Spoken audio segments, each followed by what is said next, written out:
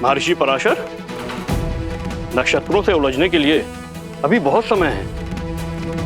राज्याभिषेक में आपकी प्रतीक्षा हो रही है ऋषिवर।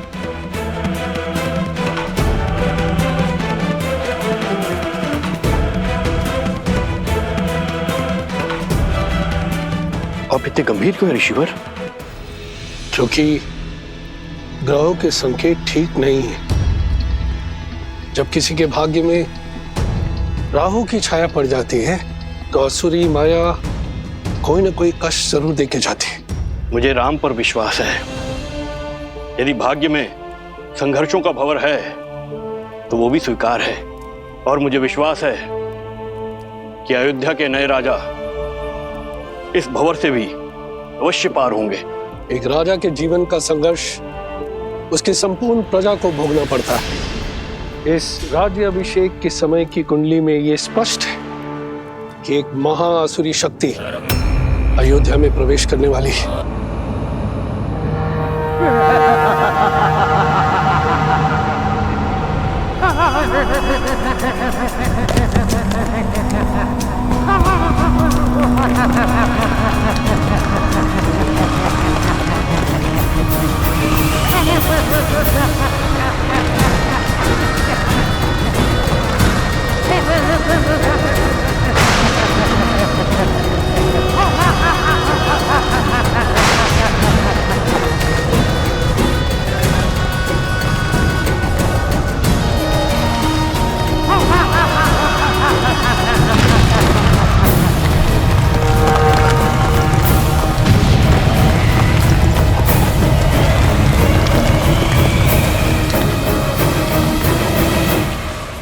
देवता सदा अयोध्या के आगे ढाल बनकर खड़े होते आए हैं ऋषिवर।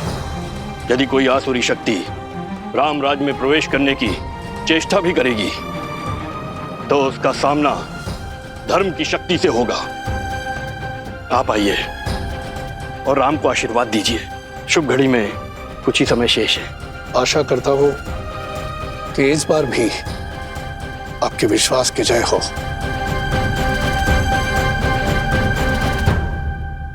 आइए, चलिए।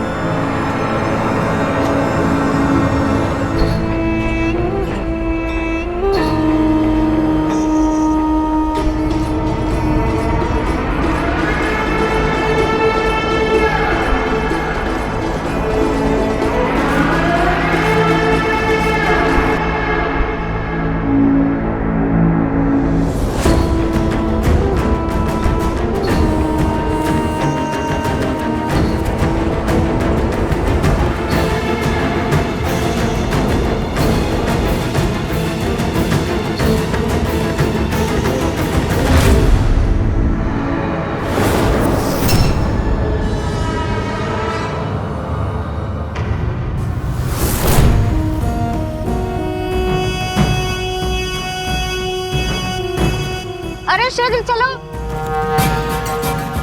आज अभिषेक का समय हो गया है।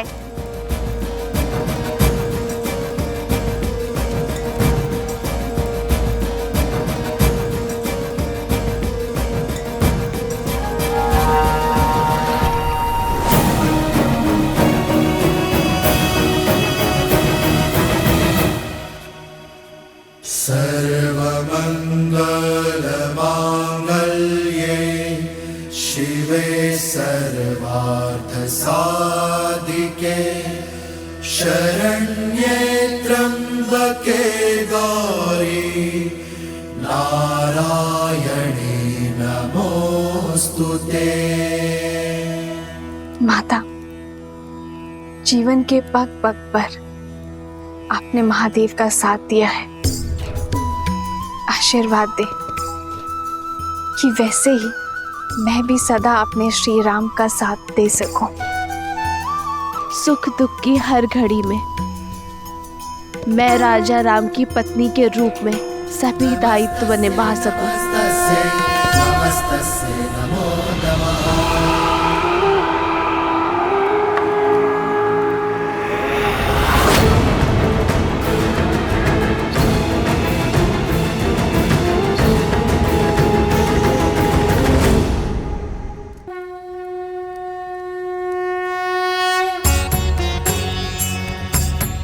राज्याभिषेक न केवल एक रीति है बल्कि होने वाले राजा के पवित्र उत्तरदायित्वों के लिए पवित्र प्रारंभ है। रीति अनुसार मंगल बेला में सर्वप्रथम श्री रामचंद्र जी की देह को तेल विविध औषधियों के मर्दन से शुद्ध किया जाएगा। पृथ्वी, जल, अग्नि, वायु, इन 4 तत्वों के साथ आकाश तत्व के जुड़ने से इस तन का निर्माण होता है और इसमें सबसे अधिक रोग उत्पन्न होते हैं वायु तत्व के कारण।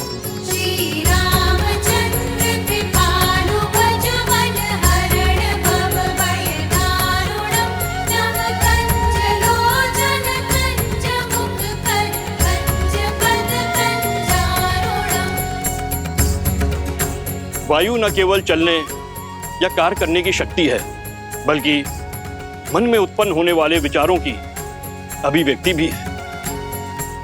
मन के मैल के कारण ही समस्त संसार में पाप, अपराध और दुराचार होते हैं। अतः मंत्रों से मन को बांधकर एवं तेल के मर्दन से वायु तत्व को शांत किया जाता है। पश्चात यह मन स्वच्छ हो जाता है और जिस राजा का मन स्वच्छ हो वह धैर्य और सहनशीलता का पर्याय होता है।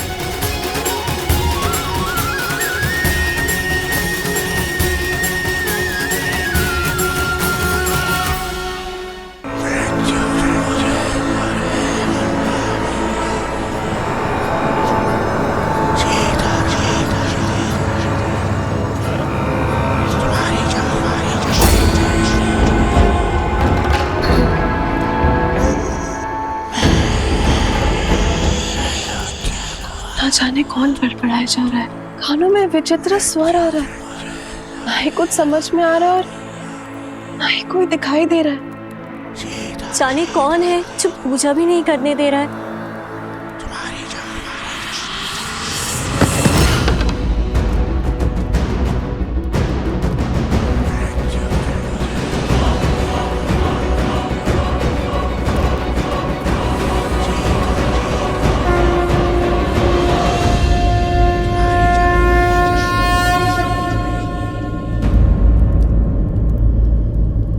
क्या हुआ उर्मिला, इतनी विचलित क्यों हो तुम?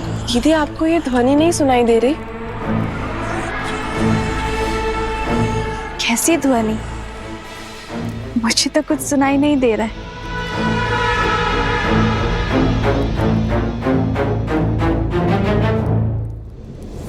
क्या ऐसे मेरी शक्ति, मेरी उपस्थिति का आभास तक नहीं है? क्या कोई हो सकता है इस संसार में जो सहस्त्रमुख रावण की शक्तियों से प्रभावित ही न हो?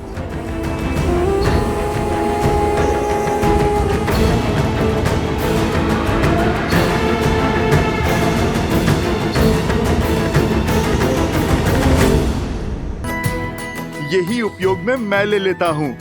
तेल का तेल, उस पे प्रभु के स्पर्श का मेल, स्वर्ण पे सुहागा।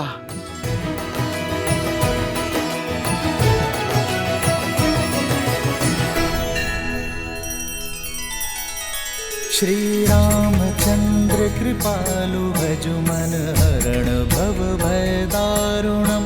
नव कंज लोचन कंज मुख कर कंज पद कंजारुणम। सिया राम, सिया राम, सिया राम, सिया राम, सिया राम, सिया राम।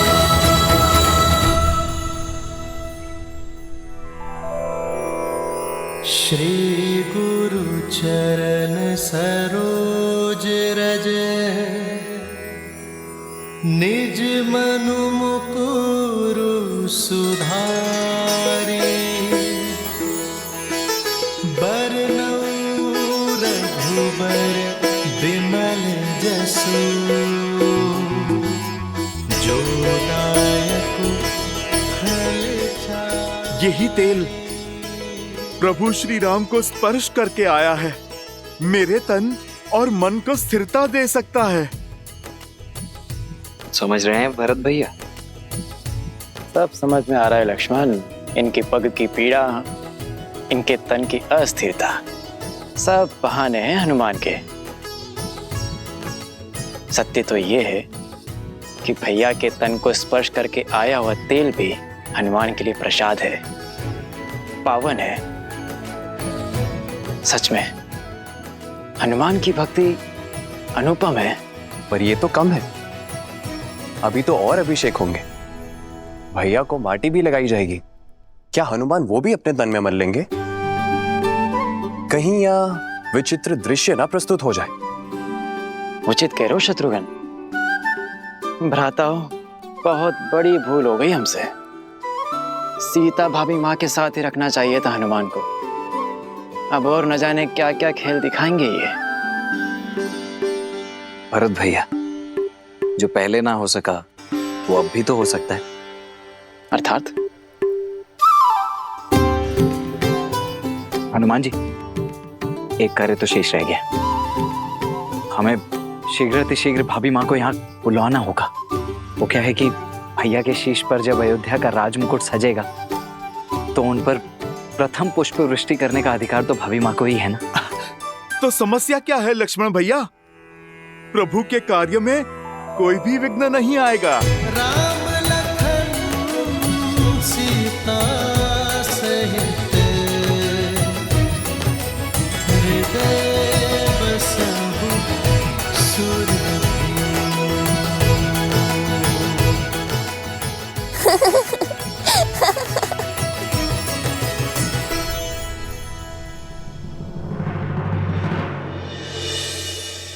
क्या हुआ देवी?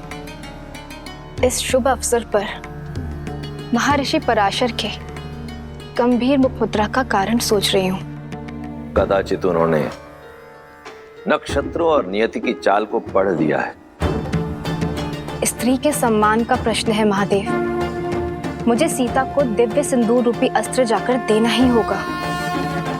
माता, दिव्यता का सिंदूर से क्या संबंध? सिंदूर न केवल माथे पे लगा लाल रंग है और न ही किसी स्त्री के विवाहिता होने का प्रतीक। स्त्री अपने मांग में सिंदूर के साथ विवाहित जीवन के सुख, समृद्धि और स्वास्थ्य के रंगों को भी भरती है। सिंदूर एक ऐसी ढाल है जो सभी प्रकार की नकारात्मक ऊर्जाओं से पति और पत्नी के संबंधों की रक्षा करता है, भीतर और बाहर के सभी द्वंद्वों का अंत करता है। जिस प्रकार श्री राम को युद्ध के समय भिन्न भिन्न प्रकार के शस्त्रों और अस्त्रों से सुसज्जित किया गया था, अब समय आ गया है देवी सीता को भी वैसे ही सज्ज करने का, क्योंकि शीघ्र ही एक और असुरी शक्ति चुनौती देने वाली है। और इस बार युद्ध केवल श्री राम को ही नहीं, देवी सीता को भी लड़ना होगा। आप जाइए देवी, समय अत्यंत कम है।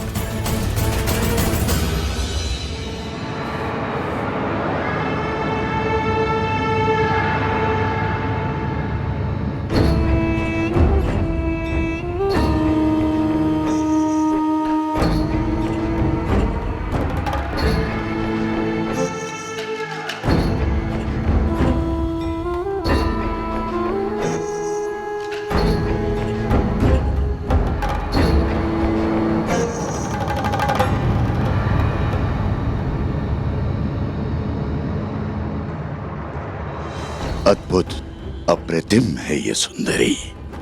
इन पर मोहित होकर क्या पाप कर लिया मेरे भाई रावण ने। प्रणाम ऋषिवर। सुखी रहो।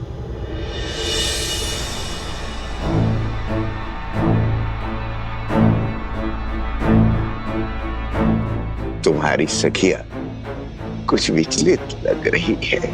हाँ ऋषिवर, इन्हें कुछ विचित्र स्वर सुनाई दे रहा है, किंतु मुझे कोई अनुभव नहीं हो रहा।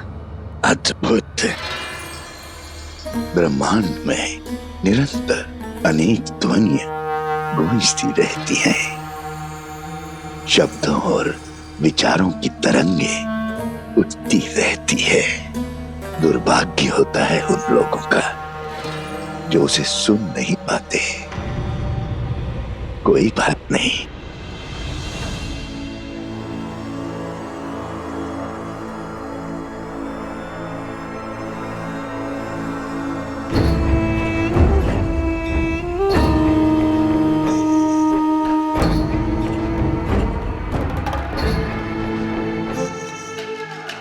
मेरे हाथों से प्रसाद खा लो, सब सुनाई देगा।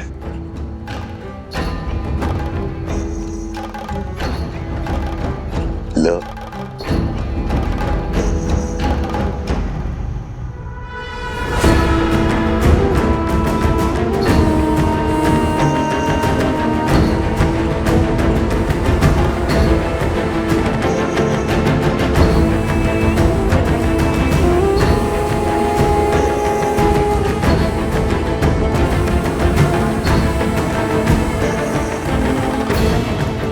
प्रसाद लेकर उसे ग्रहण न करना उसका अपमान होता है देवी। ग्रहण करो।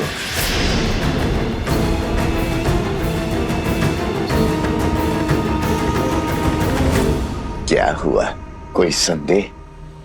संदेह नहीं, समर्पण है ऋषिवर। श्री राम के राज्याभिषेक के लिए मैंने व्रत रखा है। आज राज्याभिषेक के बाद ही मैं छठी पूजन का व्रत खोलूंगी। क्षमा कीजिएगा ऋषिवर, किंतु मैं ये प्रसाद अभी ग्रहण नहीं कर पाऊंगी। प्रणाम। कल्याण हो।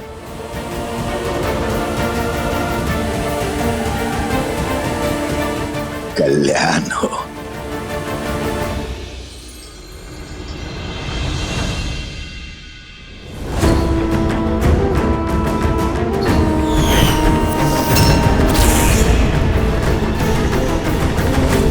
तेल अभिषेक संपन्न हुआ, अब मृदाभिषेक आरंभ हो।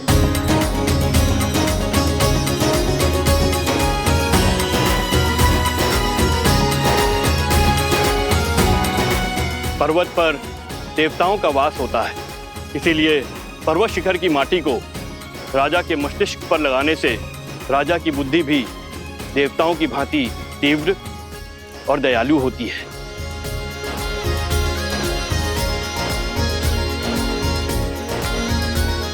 राजमहल के आंगन की माटी में शौर्य की गाथाएं, वीरों का रक्त घुला होता है और इस माटी को हृदय से लगाने से भावी राजा का मन दृढ़ होता है। जिसके मस्तिष्क में दृढ़ता हो और हृदय में दया हो, वही राजा प्रजा की सेवा कर सकता है, उसे संतान की भांति पाल सकता है। जय श्री राम, जय श्री राम, जय श्री राम, जय। अच्छा हुआ लक्ष्मण, हनुमान को सीता भाभी माँ को लेने भेज दिया, अन्यथा हनुमान तो यहाँ माटी स्नान कर रहे होते अभी।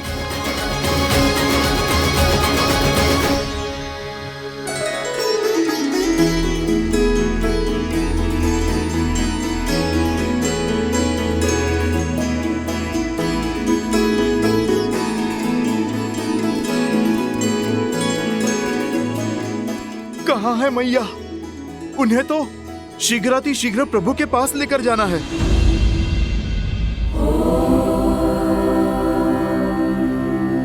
जगत पूजे जगत वंदे सर्वशक्ति स्वरूपिणी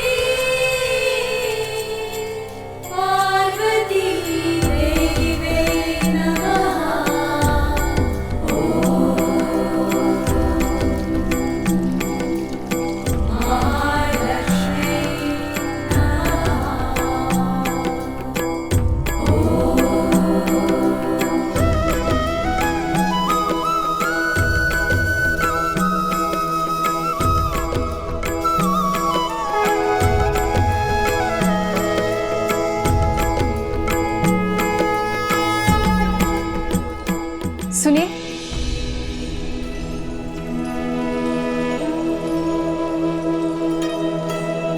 जी।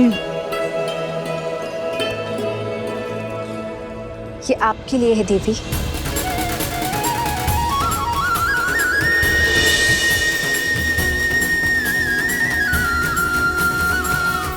आप मुझे जानती हैं?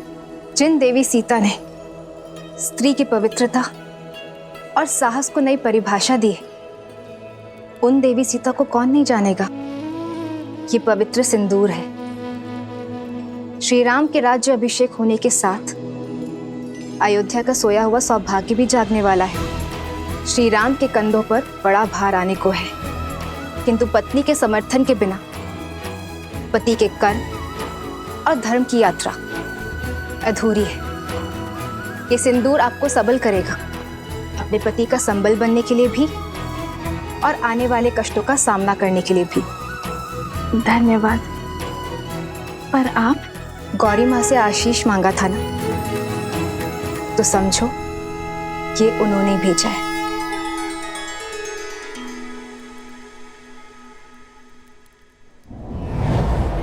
सर्वमंगल मांगल्ये शिवे सर्वार्थ साधिके शरण्ये त्र्यंबके गौरी नारायणी नमोस्तुते नारायणी नमोस्तुते।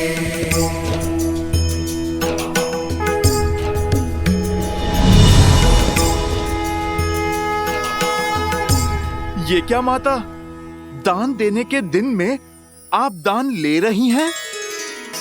ये दान नहीं, प्रसाद है हनुमान। अच्छा माता, पर प्रसाद तो खाया जाता है ना। आपने मस्तक पर क्यों लगाया? क्योंकि इसका यही कार्य है। जब पत्नी अपने पति का नाम लेकर आज्ञा चक्र पर कुमकुम से तिलक लगाती है तो उसका मन उसके साथी के साथ जुड़ जाता है। वैसे ही जब मांग में पूरी आस्था और विश्वास के साथ ये सिंदूर लगाया जाता है तो एक स्त्री का जीवन उसके पति के साथ बन जाता है। माता, ये तो बड़ा कठिन विवरण है। समझो, इसे अपने मस्तक पर धारण करने से श्री राम की आयु बढ़ती है, मन में उनके लिए प्रेम बढ़ता है और समाज में उनकी प्रतिष्ठा। क्योंकि मेरे मन में केवल श्री राम है।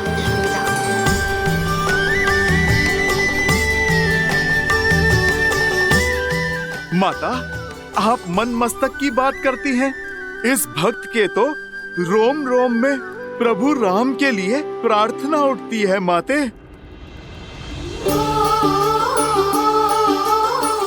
किंतु यदि मैंने अपने पूरे शरीर पर ये सिंदूर का लेप लगाया तो ये समाज मेरे पति का उपहास उड़ाएगा, मेरे प्रेम पर हंसेगा।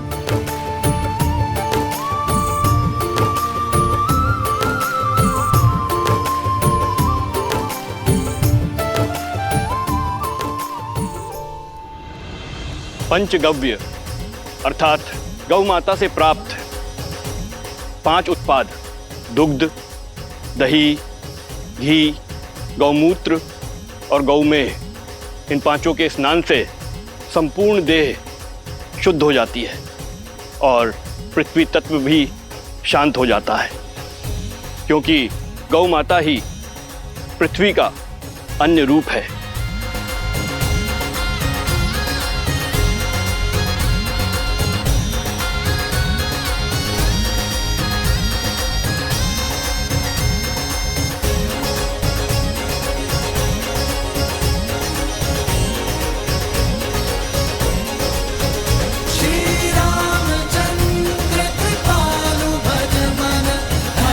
भव भय दारुणं नव कंजलो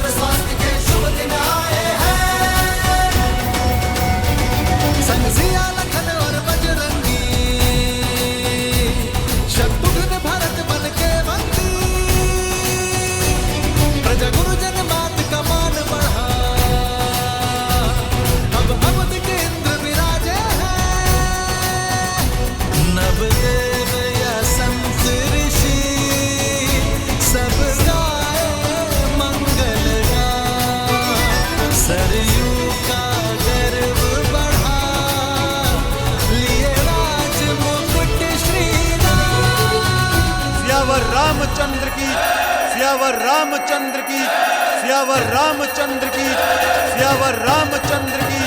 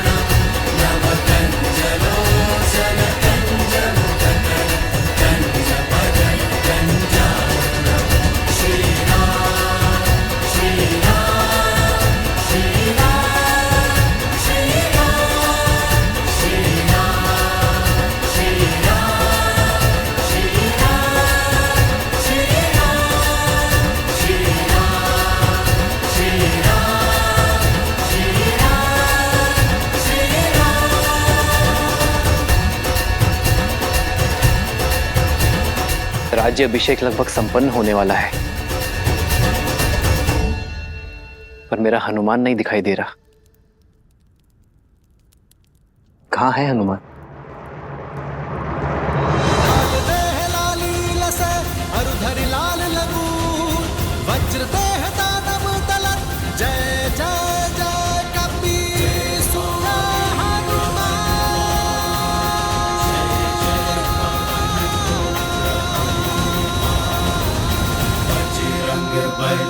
हनुमान जय जय महाबली हनुमान।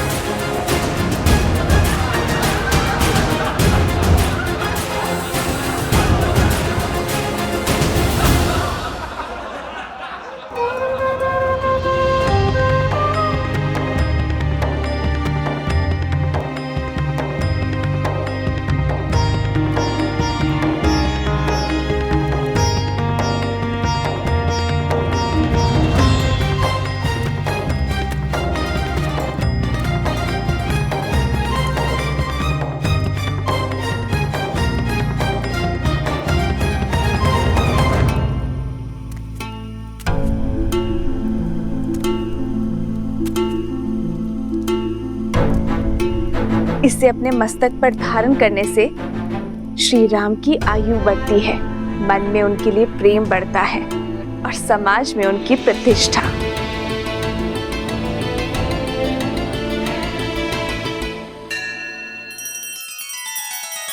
श्री रामचंद्र कृपालु भजु मन हरण भव भय दारुणम। नव कंज लोचन कंज मुख कर कंज पद कंजारुणम। सिया राम सिया राम सिया राम सिया राम सिया राम सिया राम। माता, आप चिंता ना कीजिए। ना मुझे किसी के ठाठ से अंतर पड़ता है और ना ही उपहास से। मेरे लिए मेरे प्रभु का जीवन, उनका सम्मान, उनका मुझसे प्रेम महत्व रखता है। माता, आपने तो मुझे अनोखा मार्ग दिखा दिया। आपके मस्तक पे एक चुटकी सिंदूर लगाने से मेरे प्रभु का सम्मान इतना बढ़ गया। तो माता, आप सोचिए, मेरे प्रभु का सम्मान और प्रभु का मुझसे प्रेम अब कितना बढ़ेगा। क्योंकि माता, मैंने तो अपने रोम रोम को सिंदूर के रंग से रंग लिया है। मैंने तो अपनी पूंछ का भी एक छोटा सा भाग भी नहीं छोड़ा। तो माता, आप बताइए ना, इस लाल देह से मेरे प्रभु का जीवन और कितना बढ़ेगा?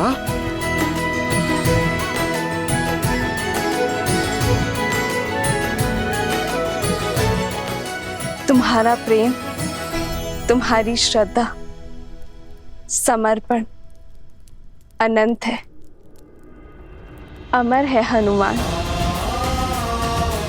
तुम चिरंजीवी रहोगे, और जब तक तुम रहोगे, तुम्हारे हृदय में श्री राम का प्रेम सदा के लिए धड़कता रहेगा।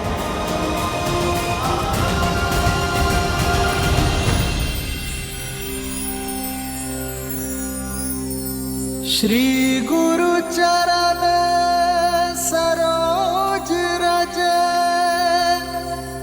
निज मनु मुकुरु सुधारी, बरनउँ रघुबर बिमल जसु, जो दायकु फल चारी।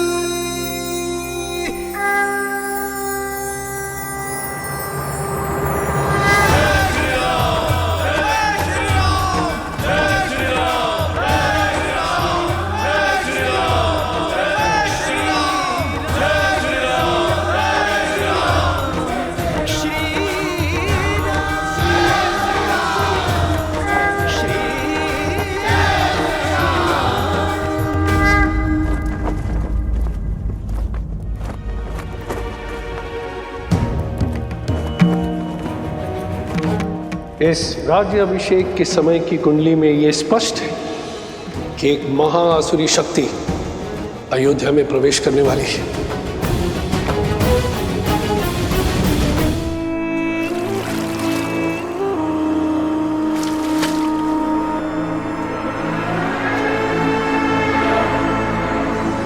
राम, न तुम जीते हो और ना ही ये युद्ध समाप्त हुआ है। युद्ध तो अब पूरी तरह आरंभ हुआ है। मैं तन पर वार नहीं करूंगा राम, मैं मन में घुसकर वार करूंगा। बोलो, कैसे करोगे मेरा संहार? रावण की नाभि का अमृत सूख गया, किंतु प्रजा के मन के विचारों का मैं कभी नहीं सूखता। उसका सामना कैसे करोगे? कैसे करोगे अयोध्या की प्रजा का सामना राम?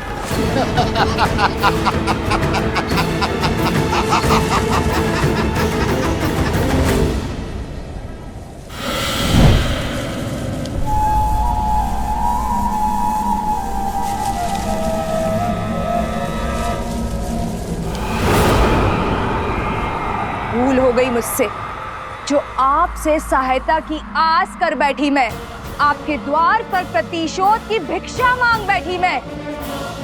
अपने हाथ पे हाथ धरे देखते रहे और वहां राक्षस राज्य का अंत करने वाला वो राम, उसका राज्य अभिषेक हो गया। पराजय है ये आपकी।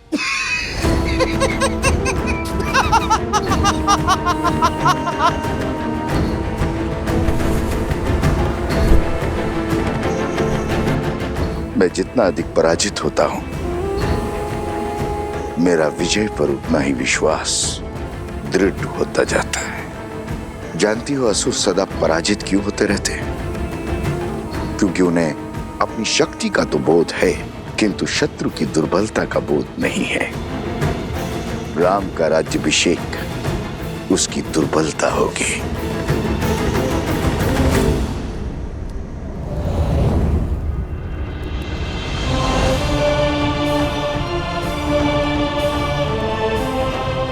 प्रणाम आचार्य। प्रणाम महर्षि। राज्य अभिषेक की कोटि कोटि बधाई हो अयोध्यापति, किंतु हर बधाई के साथ एक चुनौती जुड़ी होती। आपने पापियों का संहार तो किया, पाप का नहीं। दशानन को मारा, मगर उसकी सोच को नहीं। पाप की सोच एक ऐसा छलिया जो बार बार स्वरूप बदलकर सामने आता और प्रहार करता। मैं वार करूंगा तो राम प्रतिकार करेगा। मैं युद्ध में विश्वास नहीं रखता। मैं 1000 छोटे छोटे घाव में विश्वास रखता हूं, और वो घाव मैं उसे नहीं दूंगा, उसके अपने देंगे। और जब घाव अपने देंगे तो लाचार होगा और पीड़ा भी अधिक होगी। अर्थात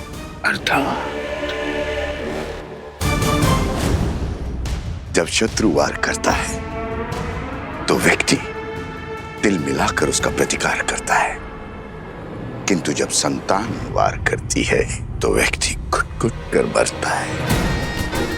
अयोध्या की प्रजा को संतान मानता है ना राम।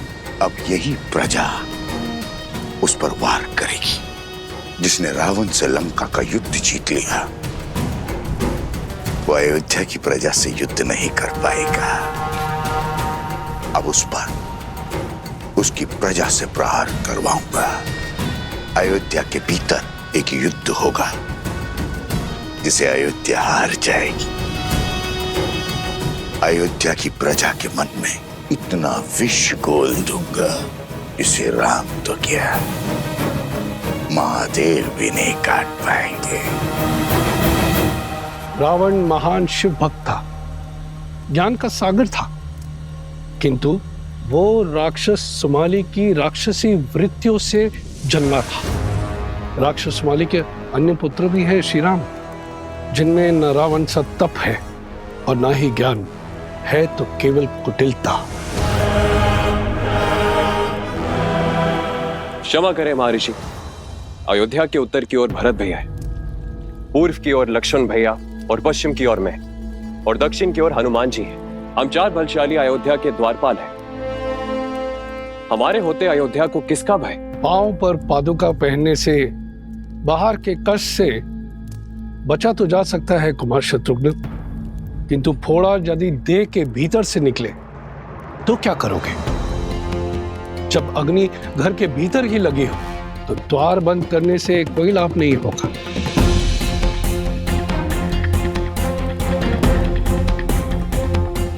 रावण के पापों का अंत तो हुआ है, लेकिन उसकी सोच का नहीं। जो विपदा आने वाली है उसके अस्त्र तलवार या भाले नहीं, असत्य, लोकवाद, झूठी निंदा, ये सब उसके अस्त्र है।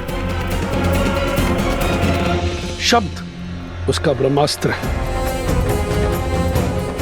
संसार का नियम है, अगर कोई भी असत्य बार बार कहा जाए, किसी की झूठी निंदा बार बार हो, तो वो सत्य लगने लगता है। और यह मनुष्य के स्वभाव की प्रवृत्ति है कि सत्य सामने होते हुए भी वो असत्य की ओर आकर्षित हो जाता है। हर मनुष्य के भीतर छिपी बैठी है असंतोष की अग्नि, इस अस्त्र को विस्फोटक बना देती। जब तक उन्हें मेरी योजना का आभास होगा, तब तक मैं उनका स्वर्ग रूपी संसार भस्म कर चुका हूंगा। मुझे आपकी रणनीति पर बिल्कुल भी विश्वास नहीं है। रावण भैया की शक्ति और साहस का 100वां अंश भी नहीं। अपने शत्रु से 2-2 हाथ करने की स्थान पर जुआरियों की भांति कुचक्र रचना से अंत नहीं होगा उस राम का। शांत प्रिय बहन, शांत। मैं जानता हूं कि तुम्हें मेरी शक्तियों पर संदेह है, इसलिए तुमने अपनी सहायता के लिए किसी और को भी बुलवाया। कौन है वो? हाँ, मैंने सहायता के लिए निस्थल के राजा भस्कर्ण और उनके पुत्र संहादमन को बुलाया है।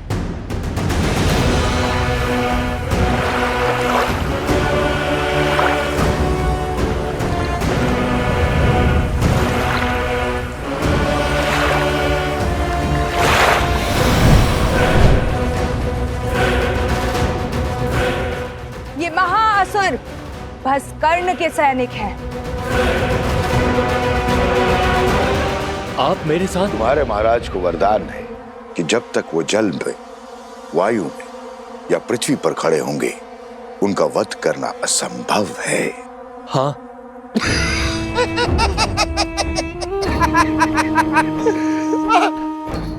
जाओ करो युद्ध, किंतु एक बात स्मरण रहे, राम पर विजय केवल सहस्त्र रावण पा सकता है। जाओ, अपनी योजना को आकार दो।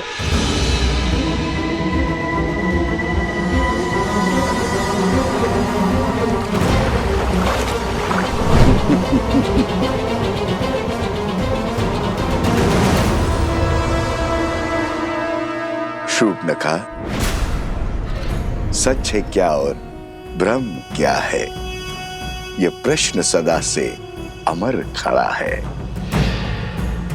सहस्त्र मुखों की सहस्त्र बातें, इनसे भला कौन लड़ा है।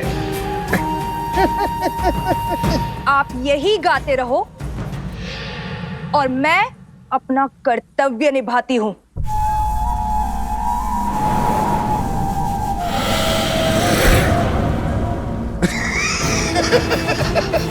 राम राज्य पर अनिष्ट की छाया तक नहीं आएगी महर्षि।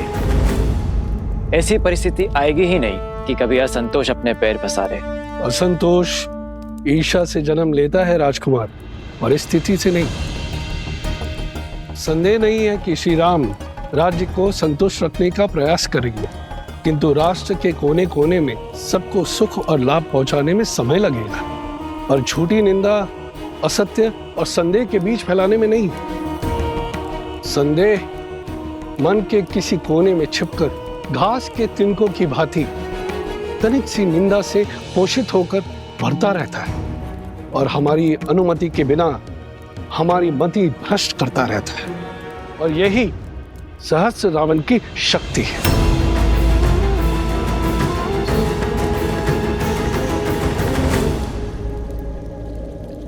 मैं राजनीति नहीं, भविष्य जानना चाहता हूं महर्षि। क्या छुपा है भविष्य के गर्भ में? अव्यवस्था, अराजकता, विजय भी होगी, किंतु भयंकर पीड़ा और संघर्ष के बाद। मानव जीवन तो है ही दुखों और संघर्षों का सागर। इससे भय क्या? मैं तो अयोध्या के विषय में पूछ रहा हूं महर्षि। मैं भी अयोध्या के विषय में ही बता रहा हूं राजन।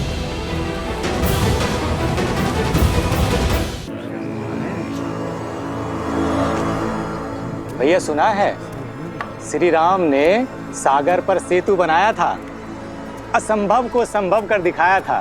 देवी देवताओं की विशेष कृपा है हमारे महाराज के ऊपर।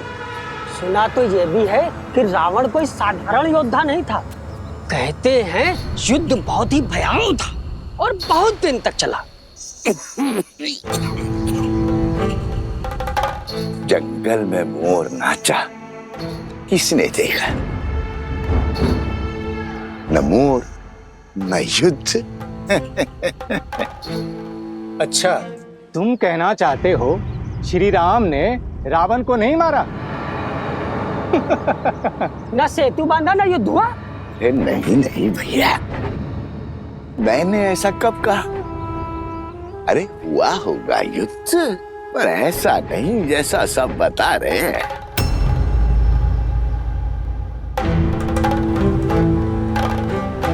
सागर तो पर्वत निगल लेते हैं, और उस पर यदि रावण इतना बलशाली था, 10 लोगों का स्वामी था, तो क्या वो सागर पर पुल बांधने देता?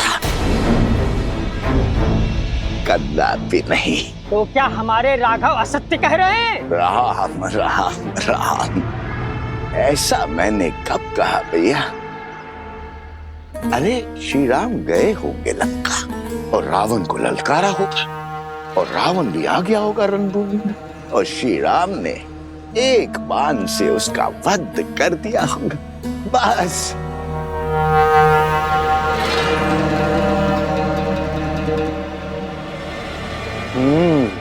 हो सकता है ये सब कथा वानरों ने बनाई हो। ऐसे ही बात का पतंगड़ बना दिया होगा। सत्य वचन भैया, सत्य वचन। ये कहानी अवश्य वानरों ने बड़ी बनाई है। श्री राम तो रघुकुल वंशज है। सोचा होगा श्री राम की यश की गंगा में हाथ धो लेते हैं।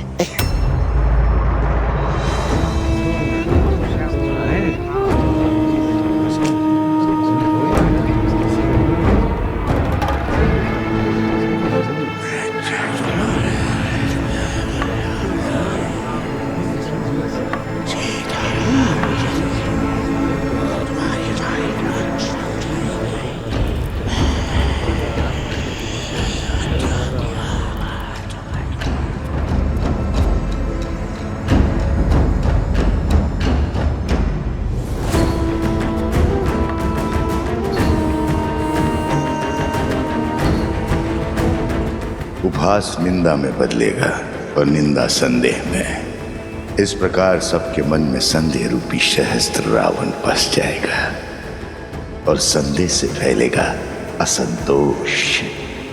अब राम को मारने के लिए किसी शस्त्र की आवश्यकता नहीं।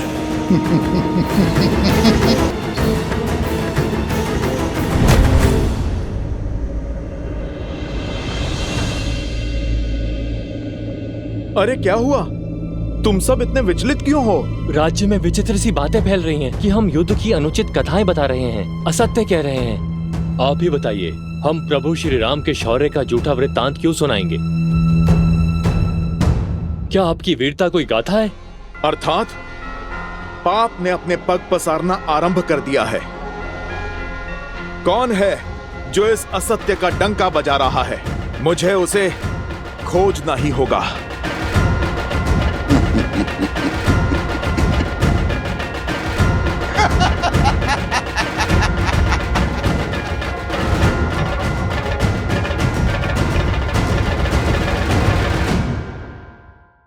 तुम मुझे पराजित नहीं कर सकते। तुम जितनी बार भी मेरा सर धड़ से अलग करोगे, उतनी बार वहां एक नया सर उत्पन्न होगा।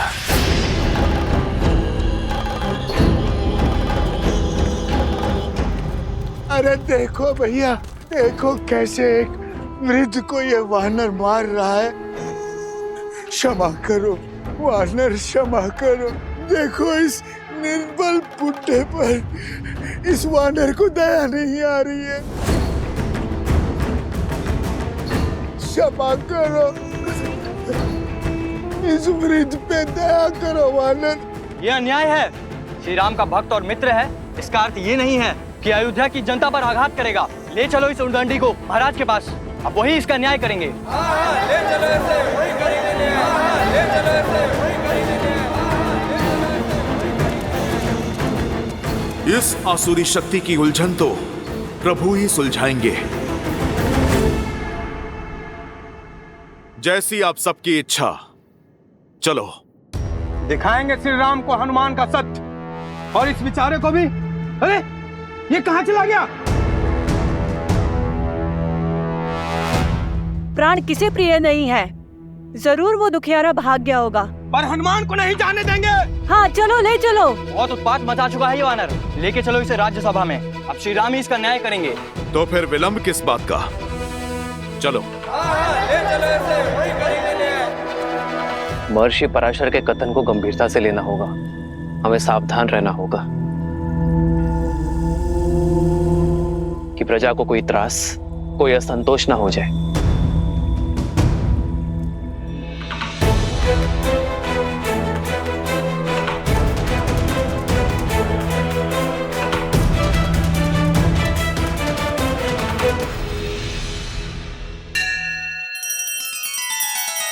श्री रामचंद्र कृपालु भजु मन हरण भव भय दारुणम। नव कंज लोचन कंज मुख कर कंज पद कंजारुणम।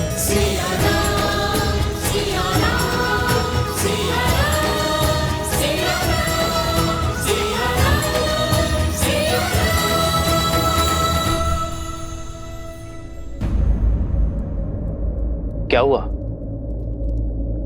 हनुमान को पकड़कर क्यों लाया गया है? प्रभु, इस वानर ने हम सभी को भयभीत कर रखा है।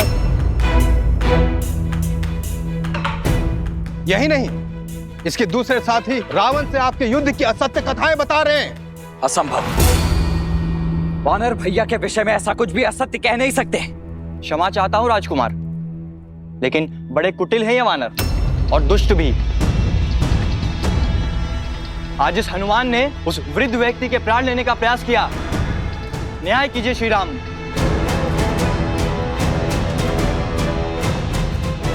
प्रभु, मैं मौन।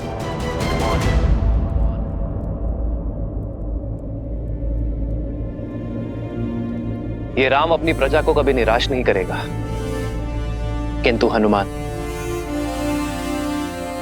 मेरे मित्र वानरराज सुग्रीव की प्रजा है।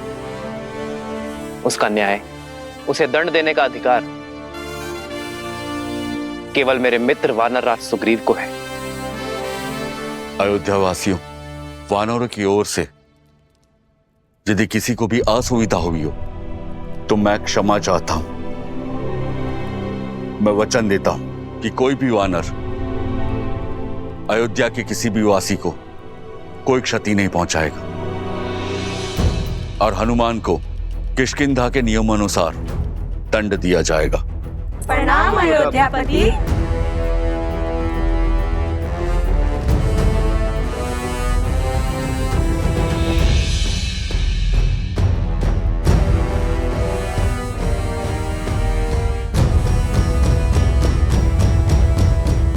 हनुमान, कौन था वो राक्षस? प्रभु, आपको कैसे पता चला? क्योंकि मैं जानता हूं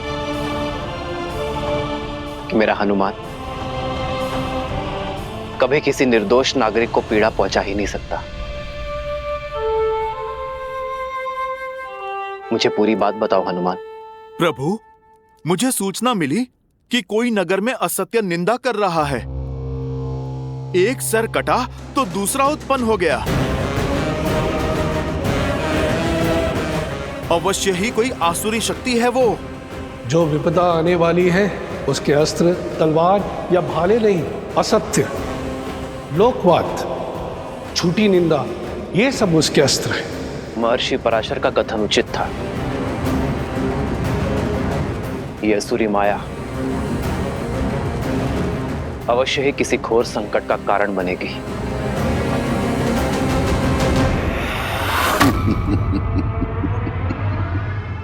युद्ध तो अब आरंभ हुआ है राम भक्त हनुमान।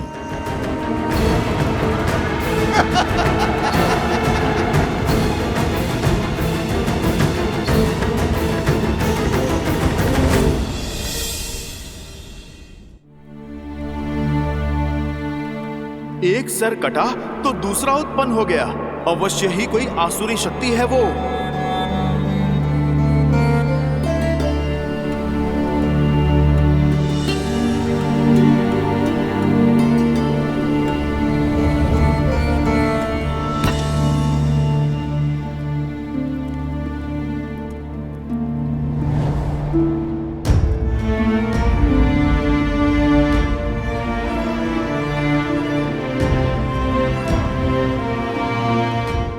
सब ठीक है ना आर्य? हर सुख दुख साथ निभाने का निर्णय लिया है ना हमने? चिंता नहीं चिंतन है सीते। राज्याभिषेक की सौगात के साथ राज्य का दायित्व जो मिला,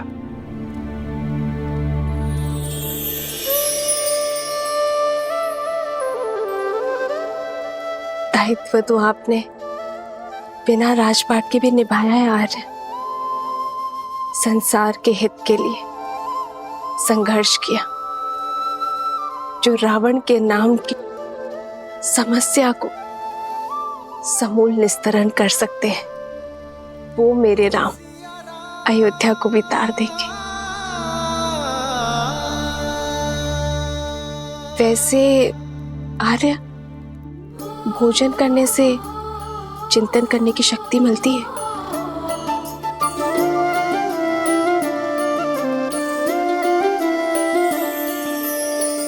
जन्म जन्म का है ये संगम, राम रतन सीता वैभव धन।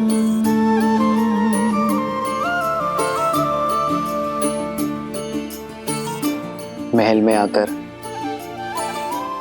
वन को तो नहीं भूली ना? वन का भोजन स्मरण है? राम सिया राम सिया राम सिया राम, राम सिया राम सिया राम। वो स्मृतियां तो मैं आने वाले जन्मों में भी नहीं भूल सकती आर्य। मैं तो पुनः एक बार प्रकृति की ओट में वन के जीवन का आनंद लेना चाहती हूँ। इसमें समस्या है क्या सीते? राम तो सीता की हर इच्छा पूरी करता है, और ये तो महारानी की इच्छा है, ये तो शीघ्र ही पूर्ण करूंगा।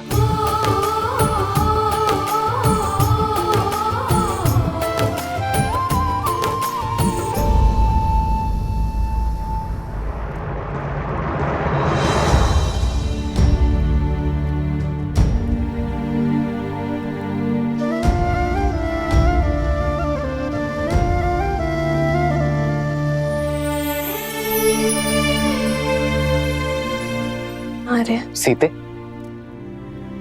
ये केसर भात तो बहुत ही स्वादिष्ट है। ये तुमने बनाया? कैसे? भात भिगोया, थोड़ा कोमल हुआ, फिर दूध में उसे धीमे आंच में पकाया। फिर जैसे ही थोड़ा पका तो उसमें गुड़, केसर और थोड़ी सुगंध डाली, और फिर उसमें शुद्ध घी मिलाकर उसे धीमे आंच में। ये धैर्य ही तो इस स्वाद का रहस्य है सीते। यदि शीघ्रता में पकाती तो ये भात कच्चा रह जाता, ना सुगंध आती ना स्वाद। जीवन भी यही है सीते, चाहे संबंध हो या समस्या।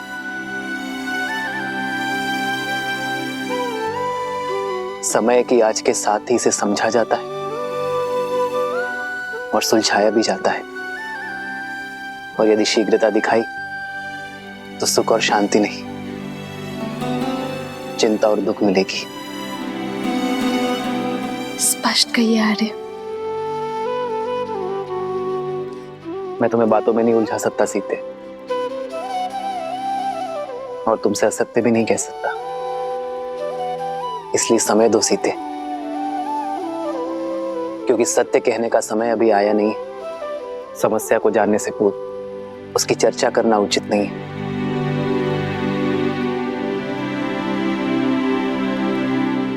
तो फिर मैं आपसे वो प्रश्न पूछती हूँ जिसका उत्तर देने में आपको सरलता हो। तो बताइए, महाभोज में हनुमान और वानर सेना के लिए क्या भोजन बनाऊं जिससे वो संतुष्ट हो? ये तो पहले से भी कठिन प्रश्न है सीते। इस प्रश्न का उत्तर ना नर दे सकते हैं ना नारायण, और चिंतन भी समय के साथ इसे सुलझा नहीं सकता।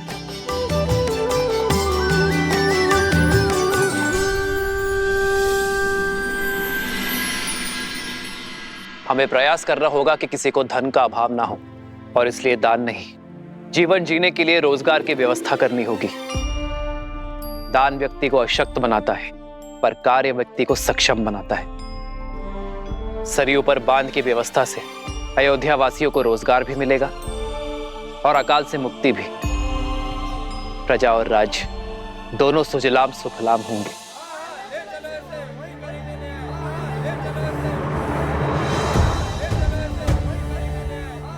ये कोलाहल कैसा? ऐसा प्रतीत होता है हमारी प्रजा है महाराज। मैं अभी सैनिकों को भेजकर शांत करवाता हूँ। राजा को शांत नहीं, संतुष्ट करना होता है सुमंत जी। प्रजा का सुख मुझ तक पहुंचे ना पहुंचे, उनका असंतोष अवश्य पहुंचना चाहिए। उन्हें भीतर बुलाइए। रक्षा करिए महाराज, रक्षा कीजिए, हमारी रक्षा कीजिए, रक्षा कीजिए, हमारी रक्षा कीजिए, रक्षा कीजिए महाराज, रक्षा कीजिए महाराज, रक्षा कीजिए महाराज। शांत हो जाइए। जो बात है निसंकोच कहिए, निर्भय होकर कहिए। हमारे प्राण संकट में है। रक्षा कीजिए महाराज, हमारी रक्षा कीजिए महाराज, हमारी रक्षा कीजिए महाराज। पश्चिम की ओर से राक्षसों ने हमारे ऊपर आक्रमण कर दिया और हमारे अनेकों भाइयों को उन्होंने मार डाला। हमारा धन दान सब कुछ लूट लिया उन्होंने।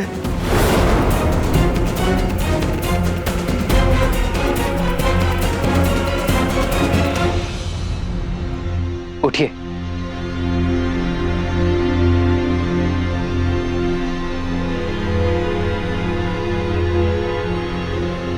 कौन है ये राक्षस? क्या नाम है उसका?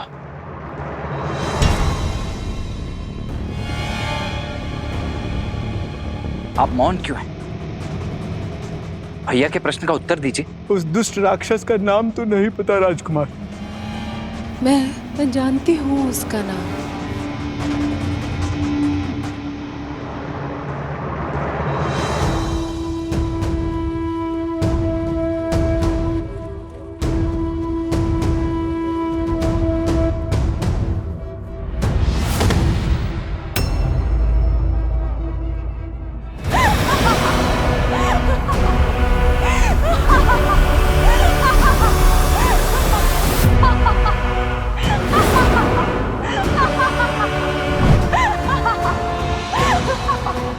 सूर्पनखा। रुक जाओ लक्ष्मण। मेरे मामा भस्कर्ण ने बचाया है ये हाहाकार तुम्हारे राज्य में राम। वो भास्कर्ण जो संपूर्ण राक्षस कुल का प्रतिशोध लेंगे, हमारे खोए हुए मान सम्मान को लौटाएंगे। है बल तो आओ और लड़ो उनसे, बचा लो अपनी इस अयोध्या को।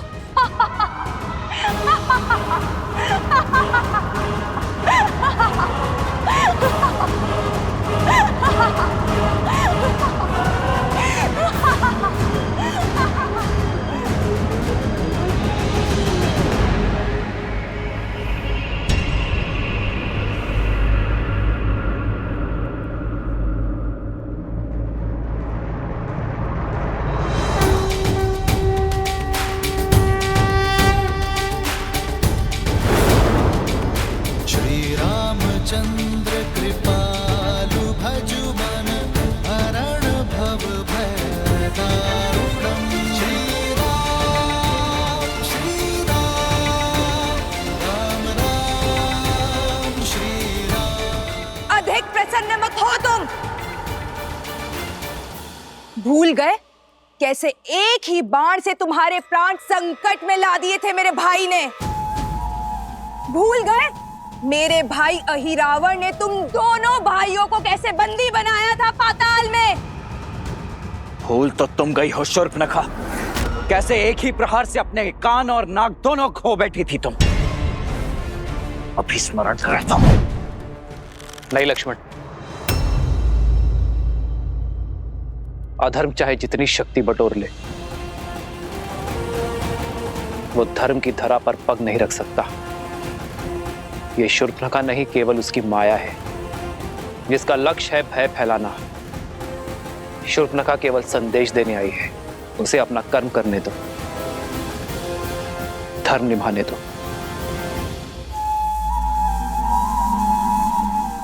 अधिक समय शेष नहीं है तुम्हारे पास राम। जो करना है कर लो। हर क्षण के साथ तुम्हारी इस प्रजा को हम राक्षस बना देंगे।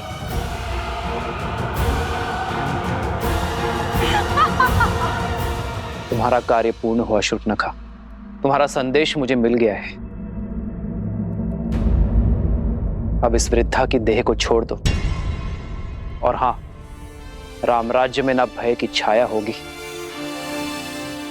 और ना ही अवगुणों की माया। जाकर कह देना भास्कर्ण से, मैं स्वयं अपनी सेना लेकर आऊंगा, और यदि उसके छल में बल है तो वो मेरे निर्दोष अयोध्या वासियों को और हानि नहीं पहुंचाएगा।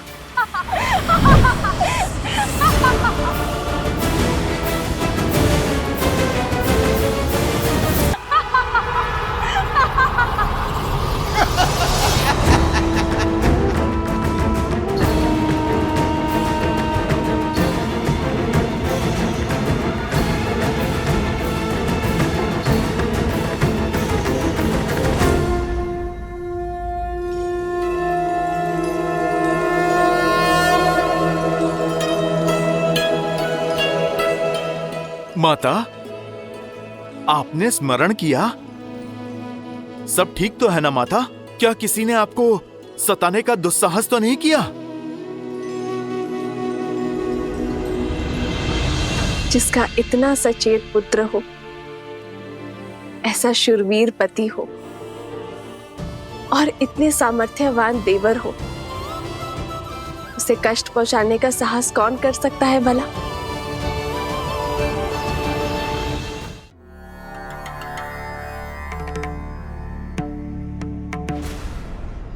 सहस्त्रमुख,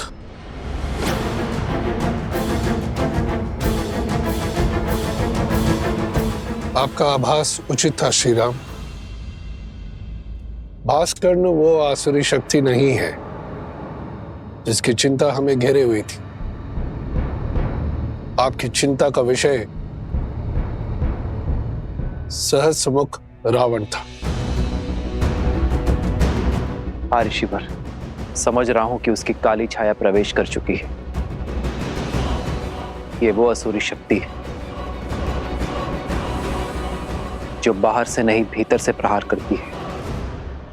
लोक अपवाद और असंतोष उसके अस्त्र हैं। हमें अयोध्या को सहस्त्रमुख रावण के इन अस्त्रों से बचाने की आवश्यकता है।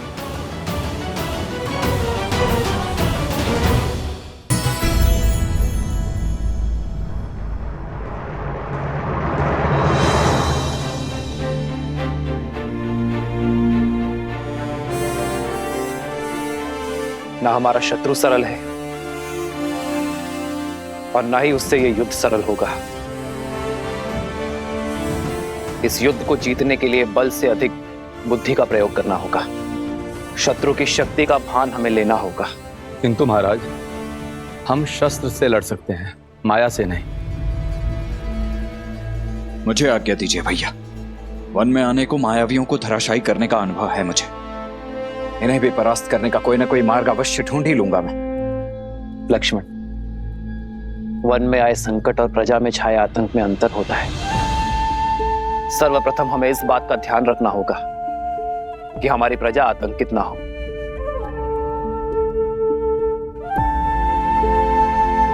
और लक्ष्मण, असाधारण शत्रु को साधारण रणनीति से नहीं हराया जाता। हमें सैन्य बल के अतिरिक्त कुछ और भी चाहिए होगा। भास्कर्ण और उसका पुत्र संघार दमन, ये दोनों साधारण राक्षस नहीं है।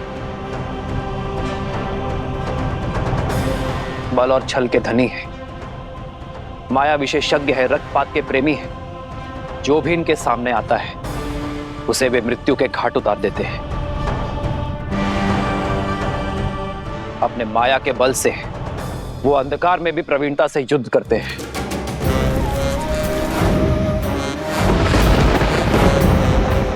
ब्रह्मदेव के वरदान अनुसार भास्करण को न धरती पर मारा जा सकता है, न जल में और न ही आकाश में। भास्करण का पुत्र संघार दमन, जिसमें सहस्त्रों बैलों का बल है, जिसके सानिध्य में आठों दिशाएं, सागर का बवंडर और चक्रवात है।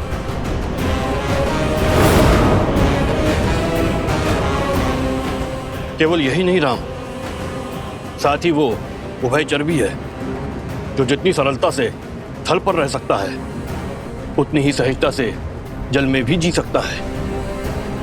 ब्रह्मदेव के वरदान के अनुसार उसकी मृत्यु जल के भीतर ही हो सकती है, वो भी तब जब उसकी श्वास नली काट दी जाए।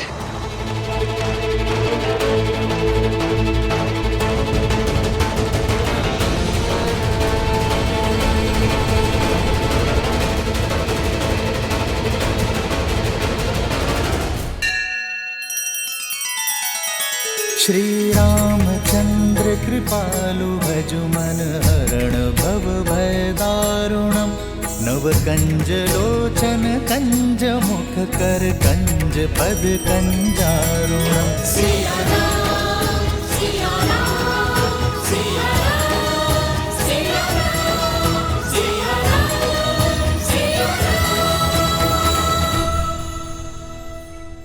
मित्र, वानर सेना सज्ज है। इस युद्ध में भी हम आपका साथ देने का सौभाग्य पाएंगे। हाँ प्रभु, इस धर्म युद्ध में हम आपके साथ हैं। आप बस आदेश दीजिए। ये आदेश का नहीं, विदा देने का समय है मित्र। मेरी वानर सेना वनवास में राम और लक्ष्मण की ढाल बनी, किंतु अब ये युद्ध केवल अयोध्या का है। आप सब अतिथि हैं। अपने परिवार के साथ महाभोज का आनंद लीजिए और आनंद होकर किष्किंधा लौटिए। वहां स्वराज्य की स्थापना करना ही आपका उद्देश्य है मित्र। यह युद्ध अयोध्या के राजा राम का है और इसे लड़ने का दायित्व मेरा है।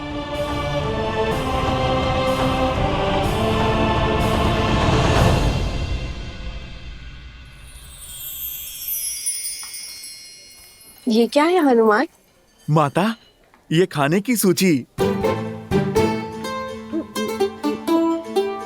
इतनी बड़ी सूची? ये तो केवल आरंभ है माते। सूची तो बहुत लंबी है। माता, आप भोजन खिलाकर हमारे तन और मन को तृप्त करना चाहती है ना? आपने मेरी सहायता मांगी तो लीजिए, मैं सूची ले आया।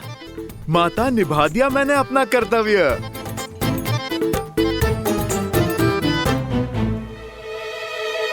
अब तो आप प्रसन्न है ना? हाँ, प्रसन्न हूँ।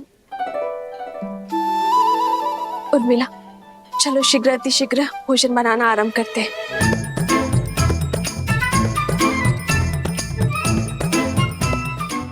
समझ नहीं आता पहले क्या बनाए दीदी, आरंभ कहाँ से करें? ना ही इस दुविधा का अंत दिखाई दे रहा और ना ही इस सूची का।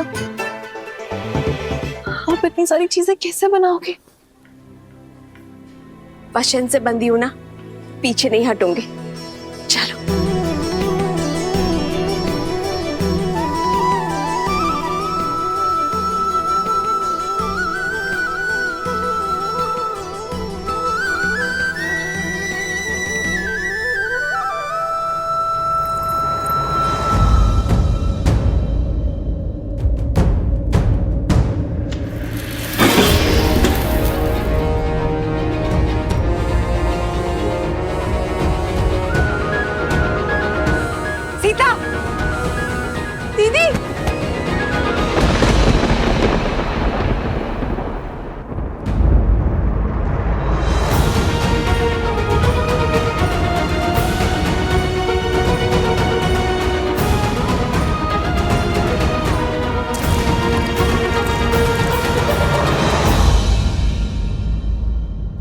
यदि हमें शत्रु के बल का पूरा ज्ञान हो जाए तो समझो ये युद्ध हमने आधा जीत लिया है। अब समय आ गया है कि अपनी शक्ति को इस प्रकार सज्ज करें कि हमारा शत्रु अचंभित हो जाए। हमें उपयुक्त शस्त्रों को खोजना होगा। प्रभु, प्रभु, प्रभु, वो माता सीता। प्रभु, क्या हुआ सीते को? क्या हुआ सीता को? बोलो हनुमान। प्रभु, वो माता सीता मूर्छित हो गई हैं।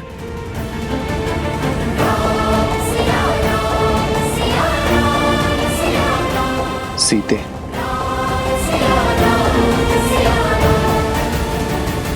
वैद्य जी, मेरी चित्त की व्याकुलता को मिटाइए। बताइए क्या हुआ है सीता को? चित्त में चिंता नहीं, आनंद को भर ले राजमाता। इस तरह पर शीघ्र ही श्री राम के उत्तराधिकारी के नन्हे नन्हे पग पड़ेंगे।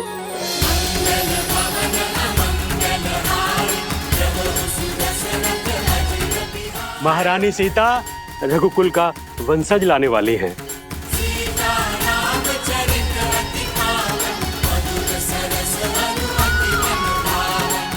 सच? मेरे राम की संतान होने वाली है। आपको कोटि कोटि धन्यवाद।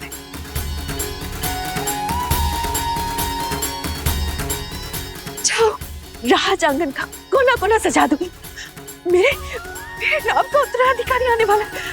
अयोध्या में उत्सव का शंखनाद होना चाहिए और न बधाई गीतों का नाद बजना चाहिए।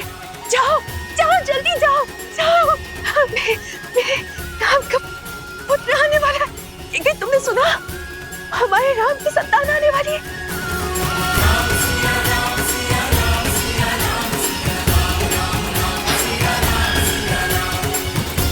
सुनो सुनो सुनो, शुभ समाचार है। महारानी सीता माँ बनने वाली है। महारानी सीता माँ बनने वाली है।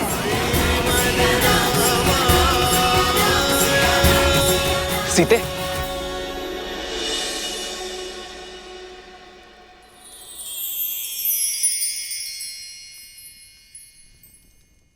सीते, क्या माँ? सीते, पुत्र को पिता बनने की बहुत बहुत बधाई। मंगल भवन अमंगल हारी, द्रवहु सुदशरथ अजिर बिहारी। राम सिया राम जय जय राम, राम सिया राम जय जय राम। अरे अब भावों में बहती ही रहोगी या तैयारियां भी करोगी? पूरे राजमहल और सारी अयोध्या में उत्साह और उत्सव का रंग भी तो बिखेरना है। चलो चलो सखियों। हो हर्षित रही नगर के लोगा, करहि सकल सुर दुर्लभ भोगा। अब पहले से अधिक ध्यान रखना होगा तुम्हें सीता का। इस अवस्था में पत्नी का संबल और पति का साथ उसका प्रेम ही तो होता है। अहनिसि विधि मनावत रही, श्री रघुबीर चरण रति चाही। चलिए दीदी, अब पत्नी पति को समझाएगी उसे क्या सुविधाएं चाहिए। राम सिया राम सिया राम सिया राम, राम सिया राम सिया राम, राम सिया राम सिया राम सिया राम, राम सिया राम सिया राम।